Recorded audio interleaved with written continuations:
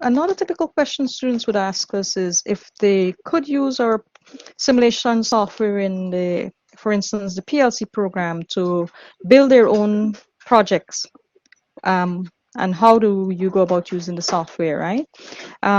So all of our programs has simulation softwares built into it to help you. And within the course content, there are lab projects built to help you understand the curriculum, to go through as we introduce new topics into the program. There are lab projects that are built in to help you understand that content.